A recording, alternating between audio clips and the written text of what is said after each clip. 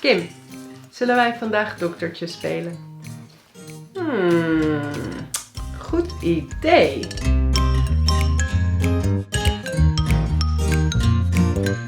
Hallo allemaal, Dutchies to be. In deze vierde video van de Daily Dutch Conversations gaan we naar de dokter. We gaan naar de huisarts. We gaan straks eerst kijken naar een gesprek tussen Kim en de dokter. En daarna kijken we naar de belangrijkste zinnen die jij kunt gebruiken.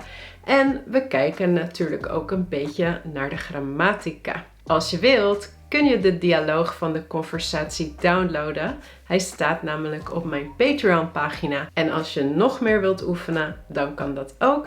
Want er staat nog een extra dialoog met een podcast speciaal voor mijn patrons. Hallo, goedemorgen. Goedemorgen. Ik heb vandaag een afspraak bij dokter Prik. Oké, ja. De achternaam is Joutse. Ja. De dokter loopt 10 minuutjes uit, maar u kunt daar in de wachtkamer plaatsnemen. Oké. Mevrouw Joutse? Ja, dat ben ik. Ah, hallo. Ik ben dokter Prik en komt u maar met me mee. Oké. Zo, gaat u zitten. Zeg het maar. Wat kan ik voor u betekenen? Wat is er aan de hand? Wat zijn uw klachten? Ja, ik voel me de laatste tijd niet zo goed. Ik heb vaak hoofdpijn en ben dan ook misselijk. En ik heb ook veel last van mijn keel. En ik heb ook rode uitslag hier. En hoe vaak hebt u last van de hoofdpijn en de keelpijn? Ja, toch wel een paar keer per week. Is dat specifiek na een bepaalde activiteit? Nee, niet dat ik heb gemerkt. Oké, en sinds wanneer hebt u de klachten? Volgens mij sinds een week of 3. En zou ik de uitslag kunnen zien? Ja, natuurlijk. Hier. Ja, aha. Nou, ik kan hier wel een zalfje voor geven. Hebt u ook koorts? Nee, ik denk het niet. Ik heb niet mijn temperatuur opgemeten, maar ik voel me ook niet koortsig. Ja, dat zijn vervelende klachten, maar het klinkt niet als iets ernstigs. Maar ik ga u een recept voorschrijven voor een zalfje tegen de uitslag. En dat zalfje kunt u 2 maal daags op de uitslag smeren. En u kunt ook paracetamol nemen tegen de hoofdpijn. Dit is het recept voor het zalfje. En naar welke apotheek kan ik het faxen? U kunt hem ook aan mij geven. Dan ga ik zelf naar de apotheek. Oh, natuurlijk. Alsjeblieft. Oké. Ja. Bedankt. Nou, ik wens u het beste en ik hoop dat uw klachten vanzelf snel overgaan. Mocht dat nou niet zo zijn en u hebt over 2 weken nog steeds last van deze klachten, maak dan een nieuwe afspraak, oké? Veel beterschap. Dank u wel, dokter. Tot ziens. Als eerste zagen we dat Kim binnenkwam en tegen de assistente zei: ik heb vandaag een afspraak met dokter Prik. Een afspraak is een appointment. En de doktersassistente antwoordt: de dokter loopt 10 minuutjes uit. De dokter loopt 10 minuutjes uit. Uit en lopen, die horen zo bij elkaar. En dit is het scheidbare werkwoord uitlopen. En dat betekent dat de dokter dus nog langer bezig is of extra tijd nodig heeft. Als je meer wilt leren trouwens over scheidbare werkwoorden, kijk dan deze video. Maar u kunt daar in de wachtkamer plaatsnemen. De wachtkamer is waar de patiënten gaan zitten om te wachten. En plaatsnemen betekent gaan zitten. Je kunt daar plaatsnemen. Je kunt daar gaan zitten. Dan komt de dokter en dan gaan ze samen naar de behandelkamer. Zo heet de kamer van de dokter. De kamer waar je wordt behandeld. De dokter zegt dan: zeg het maar, Wat kan ik voor u betekenen? Wat is er aan de hand? Wat zijn de klachten? Wat kan ik voor u betekenen? Dus wat kan ik voor jou doen? Wat is er aan de hand? Betekent dat dit? Wat is er aan de hand? Nee, dat is what's wrong. Wat zijn uw klachten? En klachten zijn complaints. Wat zijn uw klachten? We zien ook dat de dokter u zegt. En dat is omdat de dokter beleefd is naar haar patiënt. En de patiënt zegt ook u tegen de dokter. Ik voel me de laatste tijd niet zo goed. Ik voel me de laatste tijd niet zo goed. Ik voel me. Dit is dus reflexief. Als je meer wilt leren over reflexieve werkwoorden, kijk dan deze video. Ik heb vaak hoofdpijn en ben ook misselijk. Ik heb hoofdpijn, pijn in mijn hoofd en ik ben misselijk. I'm nauseous. En ik heb ook veel last van mijn keel. Dit is je keel. Ik heb last van mijn keel. Betekent letterlijk in het Engels: my throat is bothering me. It's a sore throat. Een soort keelpijn. Ik kan ook zeggen: ik heb last van jou. You are bothering me. En ik heb ook rode uitslag hier op mijn armen. Dus a rash, rode uitslag. Nu niet, maar zogenaamd. En hoe vaak heeft u last van hoofdpijn en keelpijn?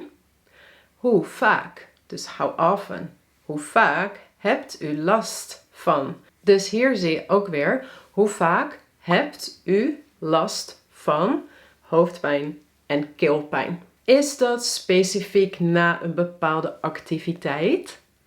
Is dat specifiek na een bepaalde activiteit?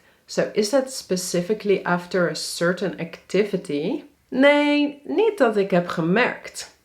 Nee, niet dat ik heb gemerkt.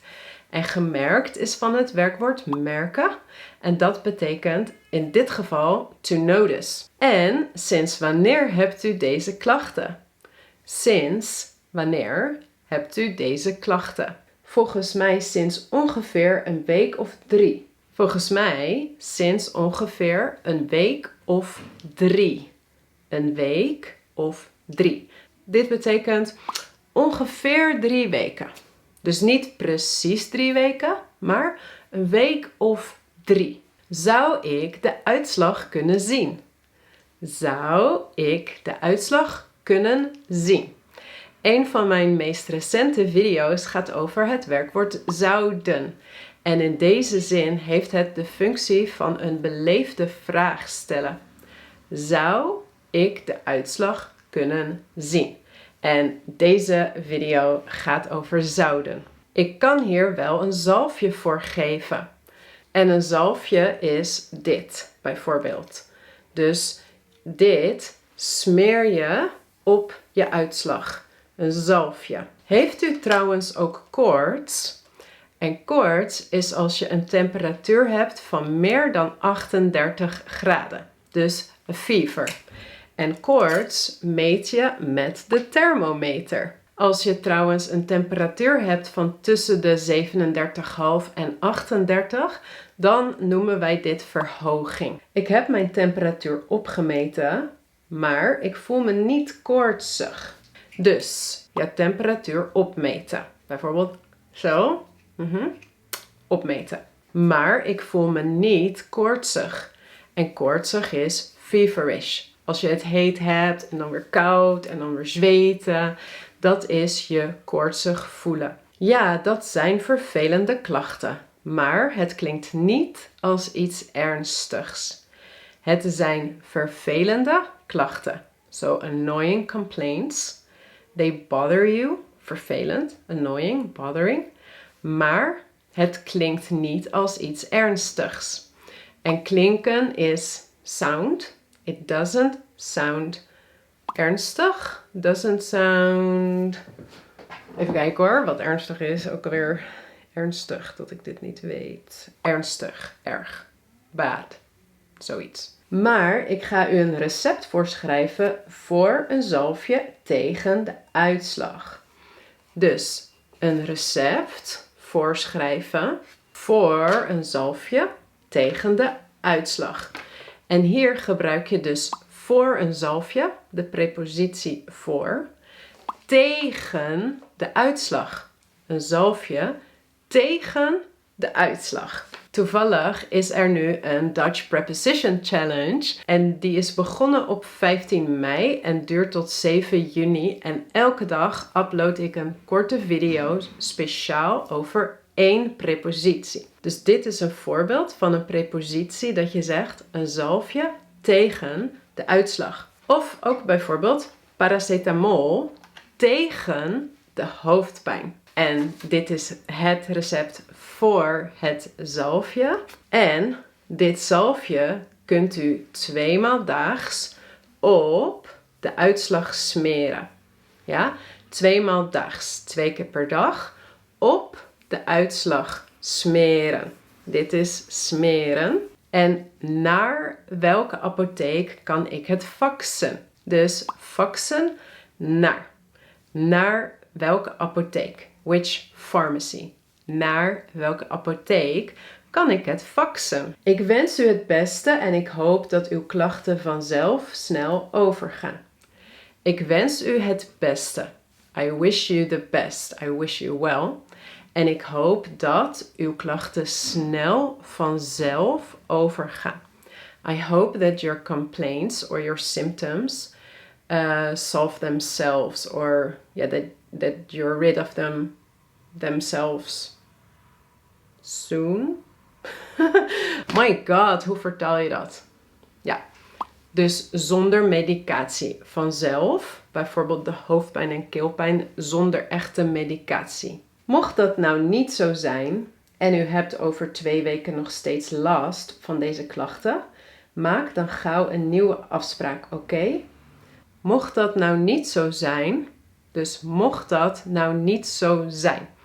Mocht is van het werkwoord mogen, betekent dat niet mee?